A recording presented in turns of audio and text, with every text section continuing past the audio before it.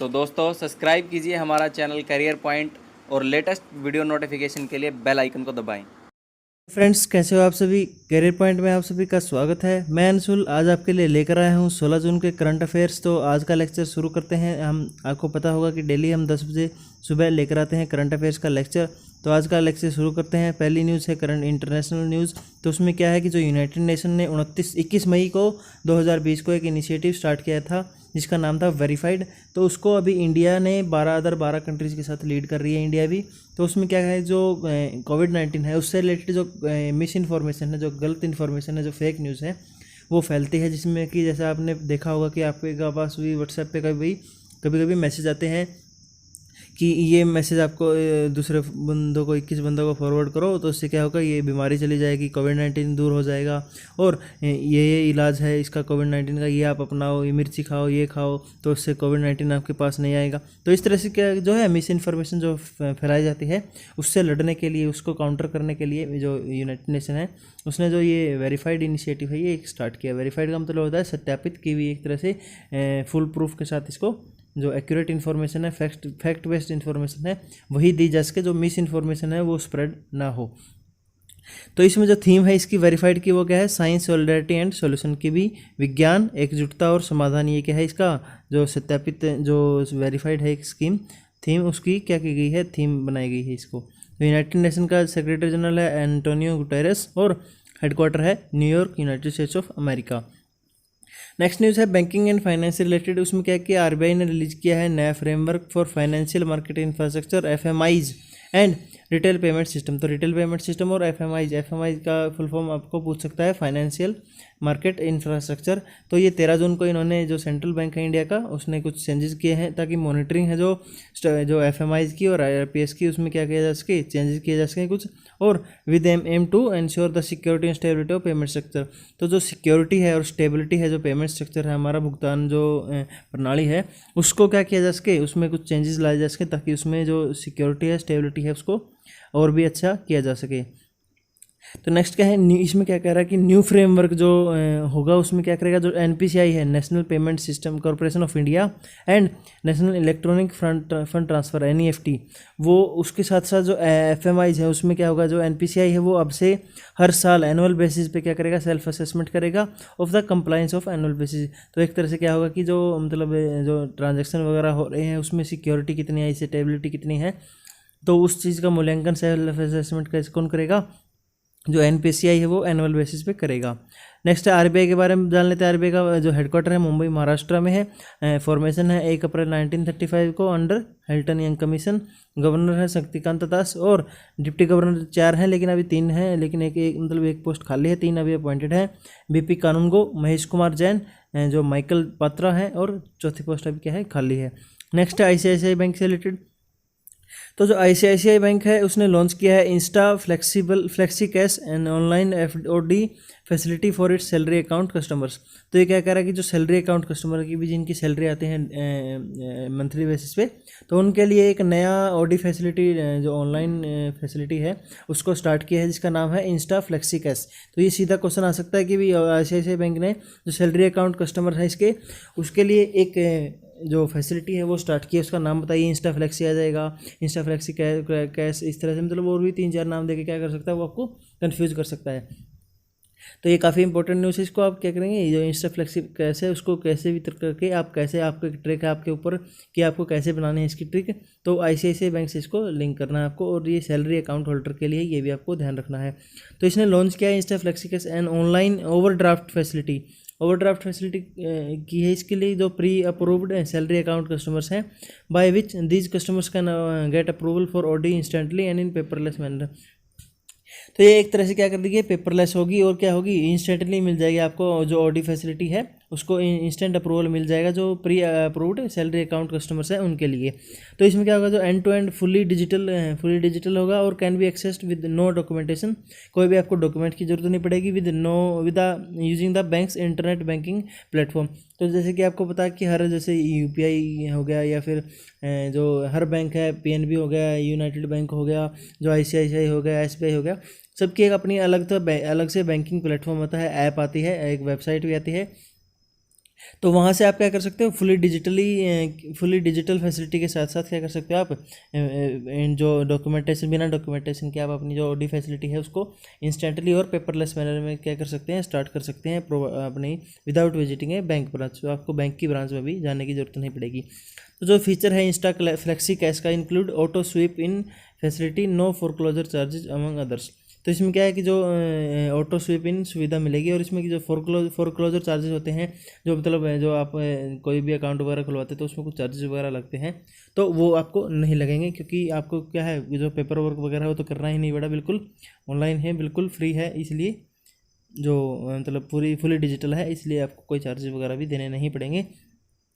तो ICICI bank के बारे में जान लेते हैं। क्वार्टर है मुंबई महाराष्ट्र में, और जो मैनेजिंग डायरेक्टर एंड CEO है वो हैं संदीप बख्शी जी। तो नेक्स्ट है आरबीआई ने क्या किया है, प्रपोज किया है to set age limit of CEOs और whole time directors of banks. तो जो बैंक्स हैं उनके CEOs अपॉइंट किए जाते हैं, वोल टाइम डायरेक्टर्स अपॉइंट किए जाते हैं, तो उनकी जो एज है, जो रिटायरमेंट एज है वो कब बढ़ा दी गई है अभी, वो प्रपोज कर रही है कि भी मतलब एक सोच रही है कि इसको बढ़ाने की एज को कहाँ तक, कि 70 साल की उम्र तक भी उनको क्या किया जा सके, अपॉइंट रखा जा सके। तो इसके ऊपर एक विचार चल रहा है आरबीआई के द्वारा। तो RBI in its discussion paper एक मतलब क्या है कि आपस में जो बातचीत का एक पेपर है, डिस्कशन पेपर, कि भी उसमें क्या करती है जो आरबीआई है और गवर्नमेंट आपस में सलाह मशवरा करते हैं कि जो बैंकिंग स्ट्रक्चर है, बैंकिंग इंफ्रास्ट्रक्चर है, उसको कैसे बूस्टअप किया जा सके, उसमें क्या कुछ चेंजेस किया जा सके, ताकि जो इंडिया की ग्रोथ है उसको काफ़ी अच्छे से मेंटेन किया जा सके। और तो उसके ऊपर क्या किया गया है इन्होंने, जो governance in banking commercial bank in India. तो जो गवर्नेंस है इन कमर्शियल बैंक कैसे हो गए, जो मतलब जो प्राइवेट बैंक है एक तरह से, तो उनमें कैसे गवर्नेंस हो, उनमें कैसे कैसे मॉनिटरिंग हो, उसके ऊपर एक डिस्कशन पेपर जो है आरबीआई ने जारी किया है, जिसमें क्या क्या जिसमें प्रपोज किया गया कि जो एज लिमिट है चीफ एग्जीक्यूटिव ऑफिसर्स की और वोल टाइम डायरेक्टर्स की, यानी CEOs एंड WTDs, उनकी belonging to the promoter group of banks, जो कि प्रोमोटर ग्रुप है एक स्पेशली जो बैंक में, उसी के अंदर जो एज है वो 70 साल तक बढ़ाने की क्या की गई है, मतलब एक प्रपोजल जारी किया गया है आरबीआई के द्वारा। And maximum tenure of 10 year. तो इसमें क्या है, जो टेन्योर है उसका भी ध्यान रखा गया है कि भी मैक्सिमम 10 ईयर्स का टेन्योर हो। This offer has been made to improve administration. तो जो बैंकिंग सेक्टर है उसमें जो एडमिनिस्ट्रेशन है, यानी कि जो देख रेख है, एडमिनिस्ट्रेशन है, उसको क्या किया जा सके, उसको बूस्टअप किया जा सके, इम्प्रूव किया जा सके। तो जो tenure has been limited in order to strengthen the culture of consistent governance and adopt the principle of separating management from ownership. तो जाके क्या है, उसके जो कंसिस्टेंट गवर्नेंस है कि भी एक तरह से जो मजबूत है, जो सुसंगत शासन है, उसकी संस्कृति को मजबूत करने के लिए, और उसके साथ साथ जो प्रिंसिपल है, किस चीज़ का प्रिंसिपल, कि जो मैनेजमेंट है उसको जो ओनरशिप है उससे क्या किया जा सके, अलग किया जा सके। तो इसके लिए भी क्या किया जा सके, ये जो कार्यकाल है उसकी लिमिट एक रख दी गई है कि भी 10 साल की लिमिट रहेगी। तो नेक्स्ट है अपॉइंटमेंट एंड रेजिग्नेशन के बारे में। तो अपॉइंटमेंट रेजिग्नेशन में देखते हैं, पहली न्यूज़ क्या है, जो एक IBPI है, यानी कि जो insolvency and bankruptcy board of India है, उसने क्या किया है कि जो रेस्ट्रिक्शंस लगाई हैं, रिस्ट्रक्चर किया है अपनी जो कमेटी है related to corporate insolvency resolution process. तो जो ये कॉर्पोरेट इंसॉल्वेंसी रिजोल्यूशन प्रोसेस है, यानी कि एक तरह से जो कॉर्पोरेट सेक्टर है उसमें जो इंसॉल्वेंसी आती है उसको रिजोल्व करने के लिए जो प्रोसेस वगैरह बनाई गई है, स्ट्रक्चर बनाया गया है, तो उसके ऊपर जो कमेटी काम करती है उसको रीस्ट्रक्चर करने की बात की गई है। जो insolvency and bankruptcy board of India है, ये क्या काम करता है, जो IBPI है ये काम करता है कि जो बैंक्रप्सी हो गया भाई, ये देखता है कि जो बैंकिंग स्ट्रक्चर है हमारा, जो बैंक्स हैं NBFC हैं, वो किसी तरह से भी क्या ना हो, भी बैंक्रप्ट ना हो, इंसॉल्वेंट ना हो, उनका जो बैंक्रप्सी का जो और इंसॉल्वेंसी का जो वो है रेशियो है वो मेंटेन रहे, और उसमें क्या है जो ये नौबत ना आए कि उनको इंसॉल्वेंट होना पड़े या उनको बंद होना पड़े। तो इस तरह से क्या है ये काम करता है। तो इन pursuance of regulation 3 of the insolvency and bankruptcy board of India advisory, तो इन्होंने 2017 में एक कमेटी रेगुलेशन 2017 में क्या बनाई थी, एडवाइजरी कमेटी रेगुलेशन बनाई थी, जिसमें कि जो वो थे तीन बनाई थी जो परसुएंस ऑफ रेगुलेशन 3 के अकॉर्डिंग। तो उसमें क्या गया था कि जो IBPI बोर्ड है उसने रीस्ट्रक्चर किया है जो एडवाइजरी कमेटी है उन कॉर्पोरेट इंसॉल्वेंसी रिजोल्यूशन एंड जो लिक्विडेशन प्रोसेस है उसके ऊपर भी जो कमेटी है, उसको एडवाइजरी कमेटी है, इंटू 4 न्यू मेंबर्स। तो अभी इसमें क्या कह रहा है कि जो 4 नए मेंबर क्या करने की जोड़ने की बात की गई है, 4 नए सदस्य जोड़ने की बात की। द न्यू 14 मेंबर कमेटी, तो वहाँ पे 4 नए मेंबर जोड़ने की बात की गई है। उससे क्या हो जाएगा, ये न्यू 14 मेंबर कमेटी हो जाएगी, यानी कि अभी 10 थे, अभी 4 और जोड़ के 14 मेंबर कमेटी हो जाएगी। फॉर्म्ड इन अगस्त 2017। तो जो 14 मेंबर की कमेटी 2017 में बनाई गई थी, will be chaired by Uday Kotak. तो अभी इसके जो चेयरमैन है वो होंगे Uday Kotak, the executive vice chairman and managing director of Kotak Mahindra Bank. तो जो 17 अगस्त 2017 में ये क्या गई थी, बनाई गई थी, गठित की गई थी जो 14 मेंबर की कमेटी है, उसमें अभी जो उदय कोटक हैं वो क्या होंगे, एग्जीक्यूटिव वाइस चेयरमैन हैं, जो कि मैनेजिंग डायरेक्टर हैं, साथ साथ कोटक महिंद्रा बैंक के, तो वो चेयरमैन होंगे इस कमेटी के, 14 मेंबर की कमेटी होगी जो। तो insolvency and bankruptcy board of India का जो हेडक्वार्टर है वो नई दिल्ली है, और चेयरपर्सन इसके हैं MS साहू। नेक्स्ट है एक्विजिशन एंड मर्जर, यानी कि जो किसी ने क्या कुछ किसी में से कुछ कितना परसेंट अपना स्टेक हासिल किया है, जो एक्वायर किया है, उसके ऊपर क्या है ये न्यूज़ है। तो मर्जर वगैरह किसका हुआ इसके ऊपर न्यूज़ आती है। इसमें क्या है, जो TPG है एंड जो एल कैटरटन है, उन्होंने 1.32% स्टेक जो जियो के प्लेटफॉर्म में वो खरीद लिया है। कितने रुपए में, 6441.3 करोड़ में। तो 6441.3 करोड़ रुपए में जो TPG है, और एल कैटरटन है उसने 1.32% स्टेक जो जियो है उसमें खरीद लिया है। तो यूनाइटेड स्टेट्स की जो प्राइवेट इक्विटी फर्म है TPG कैपिटल एंड जो एल कैटरटन है, उन्होंने जो 9वीं और 10वीं इन्वेस्टर बन चुके हैं। तो आपको पता होना चाहिए कि इससे पहले क्या है, 8 जो वो हैं इन्वेस्टर्स हैं, उन्होंने भी पहले जो जियो प्लेटफॉर्म है उसमें इन्वेस्टमेंट कर चुके हैं वो भी। अभी 9वां बना है जो यूनाइटेड स्टेट्स का प्राइवेट इक्विटी फर्म है जो TPG कैपिटल, और 10वां बना है एल कैटरटन, जिन्होंने क्या कर लिया है, दोनों ने मिला as the latter has sold 0.93 stake in TPG for इतने करोड़ में, and 0.39% stake sold to L Catterton. तो जो जियो है उसने क्या है 0.93% स्टेक इसमें किसको दे दिया है, TPG को, कितने में, 46.80 करोड़ में, और जो 0.39% का जो स्टेक है वो एल कैटरटन को दे दिया है 1894.50 करोड़ रुपए में। तो ये टोटल मिलाकर के कितना हो गया है, 1.32% का हो गया है स्टेक जो टोटल है, और टोटल अमाउंट हो गई है 6441.3 करोड़। तो इसमें क्या है, जो इसके साथ साथ Jio platform has sold further 1.32 stakes for 6441.3 crore. तो अप्रैल 22 2020 से लेकर के अभी तक ये 10 इन्वेस्टमेंट कर ले चुका है अपने आप, जो 10 इन्वेस्टमेंट है वो हासिल कर चुका है। Parent Reliance Industries has sold 22.38% stake in Jio. तो जो 10 इन्वेस्टमेंट हुई है उनमें टोटल इन्होंने कितनी जो परसेंट स्टेक है जियो का वो बेच दिया है, 22.38% का जो स्टेक है वो बेच दिया है। और इसमें कितनी अमाउंट कलेक्ट कर चुके हैं अभी तक, ये कर चुके हैं 1,04,300 जो 26.65 करोड़ की अमाउंट है वो अभी तक ये इन्वेस्टमेंट के थ्रू कलेक्ट कर चुके हैं in the largest continuous fund raising by a company. तो ये किसी भी कंपनी के द्वारा जो मतलब कंटिन्यूसली बाय की जो फंड रेजिंग है वो लार्जेस्ट है पूरी दुनिया में, एनीवेयर इन द वर्ल्ड। तो अभी तक कोई भी ऐसी कंपनी नहीं थी जो लगातार ऐसे इन्वेस्टमेंट पे इन्वेस्टमेंट ले जा रही है, कलेक्ट कर रही है अमाउंट, तो फंड रेज कर रही है इस तरह से। तो ये जियो क्या है, इकलौती कंपनी है पूरी वर्ल्ड में, एनीवेयर इन द वर्ल्ड। तो TPG कैपिटल के बारे में जान लेते हैं। It is the leading global alternative asset firm founded in 1992। तो इसका आविष्कार क्या है, 1992 में इसका क्या हुआ था, फाउंड हुई थी, ये गठन हुआ था। तो ये क्या है, लीडिंग ग्लोबल अल्टरनेटिव एसेट है। तो ये वैश्विक क्या है, एक वैकल्पिक परिसंपत्ति फर्म है जो with more than 79 billion $, of assets under management. तो इसमें क्या है कि जो 79 जो बिलियन $, है उससे ज़्यादा कि इनके पास क्या है, एक एसेट्स हैं under management across a wide range of assets classes. तो अलग अलग एसेट क्लास में अलग अलग तरह से क्या है, जो इतने 79 बिलियन $, के क्या है एसेट्स हैं इनके पास। इंक्लूडिंग इसमें क्या आता है, प्राइवेट इक्विटी भी आता है, ग्रोथ इक्विटी आता है, रियल एस्टेट के भी हैं, और पब्लिक इक्विटी भी है। तो ये सब इसमें क्या है, एसेट्स शामिल हैं। तो चीफ CEO कौन है इसके, chief executive officer James Coulter है, एंड जॉन जो विंकल रेड है, ये क्या है इसके जो चीफ एग्जीक्यूटिव ऑफिसर हैं।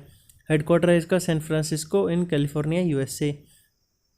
एल्केट्राटन के बारे में जान लेते हैं। इसका फाउंडिंग हुई थी 1989 में। एल्केट्राटन क्या है? इन्वेस्टमेंट पार्टनर है for leading consumer focused brands around the world. तो ये पूरे वर्ल्ड अराउंड द वर्ल्ड क्या करती है, जो इन्वेस्टमेंट वगैरह है वो देती है किसी को, लीडिंग जो कंज्यूमर फोकस्ड ब्रांड्स हैं उनको अपनी इन्वेस्टमेंट प्रोवाइड करती है।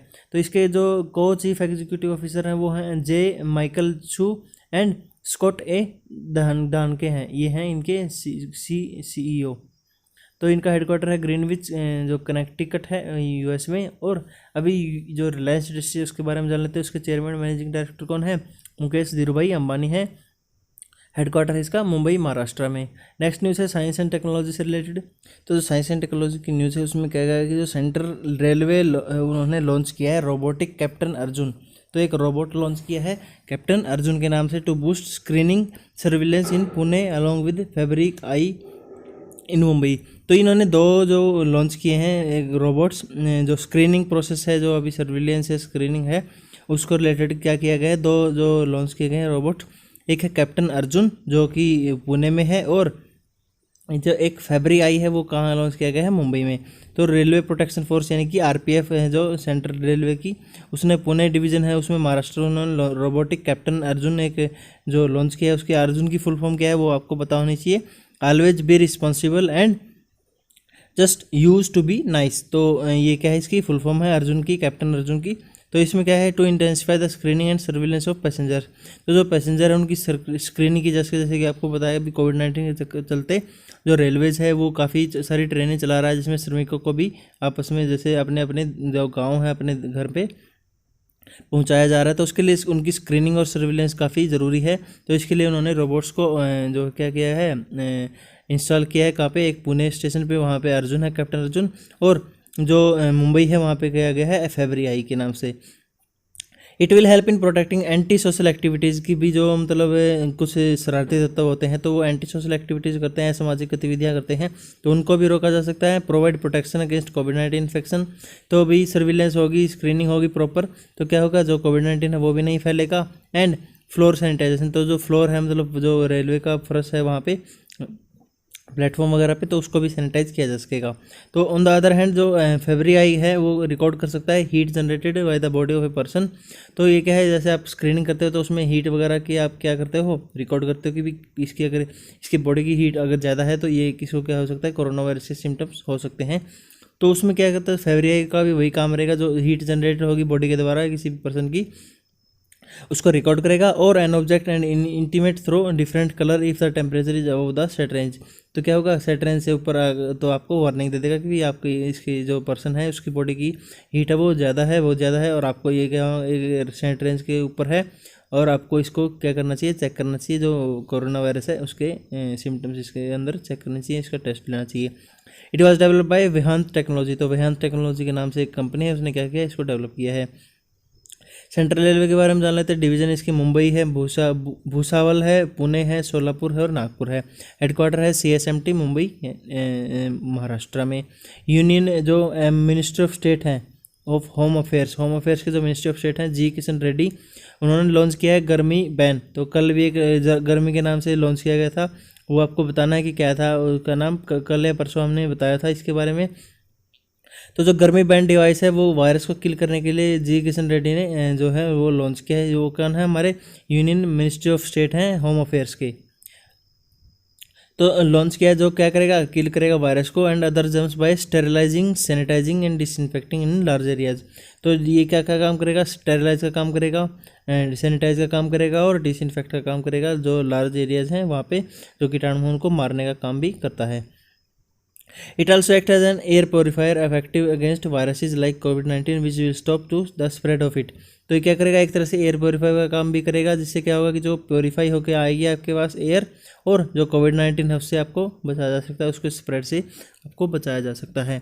तो नेक्स्ट है जो जर्मी बैन है, उसमें क्या क्या जर्मी बैन इंस्ट्रूमेंट है वॉज इनोवेटेड बाय जो नियो इन्वेंट्रॉनिक्स है उस कंपनी के द्वारा क्या किया गया है? इसको इनोवेट किया गया है। Hydrated in their lab and was incubated का मतलब हो गया एक अटल इनक्यूबेशन सेंटर है, वहाँ पे इसको क्या किया गया है? इनक्यूबेटेड किया गया है।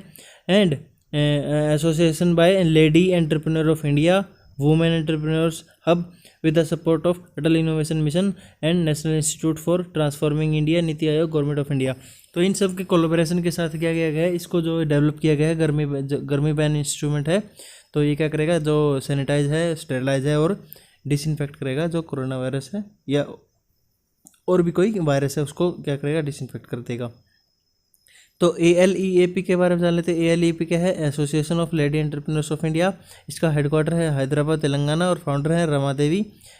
इसके और जो ओबिटरी है, अभी नेक्स्ट जो ओबिटरी की है, जो सुशांत सिंह राजपूत है, आप जानते होंगे, काफ़ी अच्छे एक्टर थे, बॉलीवुड एक्टर थे, उनका देहांत हो गया है। उन्होंने क्या कर दिया,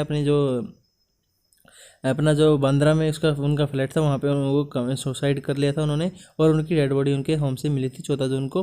तो ये 34 साल के थे। उनका जन्म 16 जनवरी को 1986 को कहाँ हुआ था, पटना बिहार में हुआ था। He promoted women entrepreneurship platform of NITI Aayog which was launch on 8 March 2018 को लॉन्च किया गया था। वुमेन एंटरप्रेन्योर प्लेटफॉर्म, उसको भी इन्होंने प्रमोट किया था। उन्होंने MS धोनी में MS धोनी का किरदार है वो काफ़ी अच्छे से निभाया था, आपने मूवी भी देखी होगी। तो ये काफ़ी अच्छे एक्टर थे, सुसाइड कर लिए, लेकिन अभी तक कारणों का पता नहीं चला है कि भी क्यों इन्होंने सुसाइड की थी। नेक्स्ट न्यूज़ है बुक्स एंड ऑथर से रिलेटेड। तो नाओरोजी है वो पायोनियर ऑफ इंडियन नेशनलिज्म।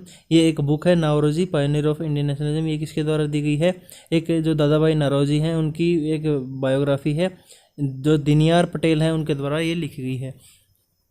तो दिनयार पटेल क्या है, एक हिस्टोरियन है, उन्होंने एक बायोग्राफी लिखी है दादा भाई नौरोजी के ऊपर। Naoroji pioneer of Indian nationalism was published by Harvard University, जो प्रेस है उसने पब्लिश की है, मई 2020 में पब्लिश की थी। अभी उसके बुक के बारे में क्या नई न्यूज़ निकल के आई है, ये आपको पता है कि भी जो अभी प्रेस उन्होंने मई 2020 में की थी, लेकिन इसकी न्यूज़ वगैरह अभी निकल के आई है।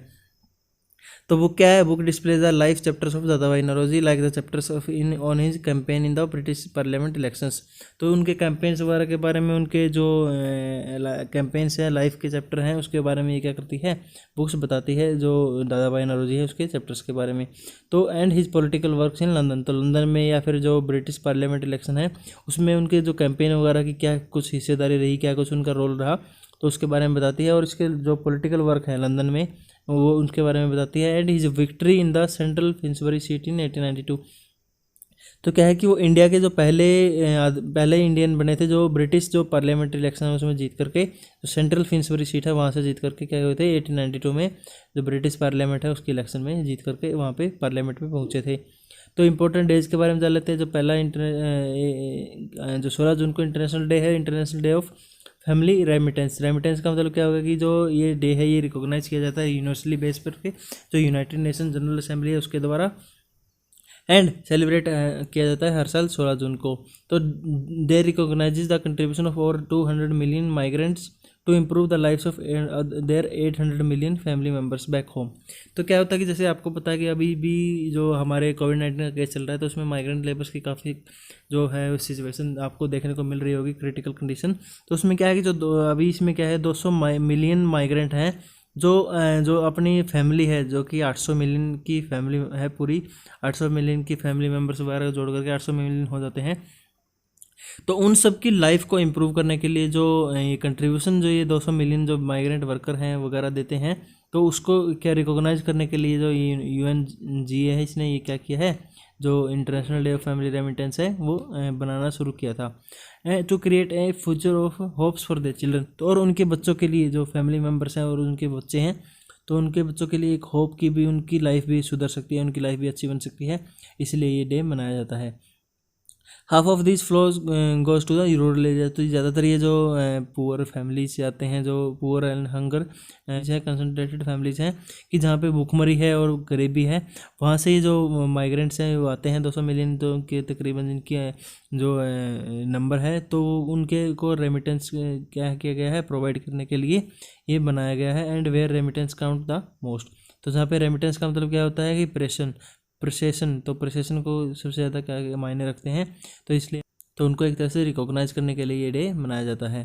तो यूनाइटेड नेशन के बारे में जानते हैं। Secretary General Antonio Guterres, headquarter है New York, United States of America, और 24 अक्टूबर 1945 को सैन फ्रांसिस्को कैलिफोर्निया में इनको गठन हुआ था इसका, जो यूनाइटेड नेशन है। लास्ट न्यूज़ है जम्मू एंड कश्मीर से related. Jammu and Kashmir union territory है, उसने रोल्स आउट जो पोल्ट्री पॉलिसी है 2020 की वो अपनी निकाल दी है। Union territory of Jammu and Kashmir has prepared Jammu and Kashmir poultry policy 2020। तो ये काफ़ी इंपॉर्टेंट न्यूज़ आती है क्योंकि जो इसके बाद कोई जो अभी अगस्त में जो इसका जो 370 हटा था और जम्मू एंड कश्मीर को यूनियन टेरिटरी बनाया गया था। इसके साथ साथ जो लद्दाख है उसको अलग यूनियन टेरिटरी बनाया गया था। तो उसके बाद से ये काफ़ी बड़ी न्यूज़ आई है कि जो पोल्ट्री पॉलिसी है उन्होंने जम्मू एंड कश्मीर ने निकाली है। Operational guidelines for the first time to boost, जो पोल्ट्री प्रोडक्शन है उसको बूस्ट करने के लिए फर्स्ट टाइम कोई ऐसी गाइडलाइन निकाली गई है जम्मू एंड कश्मीर जो यूनियन टेरिटरी है उसके द्वारा।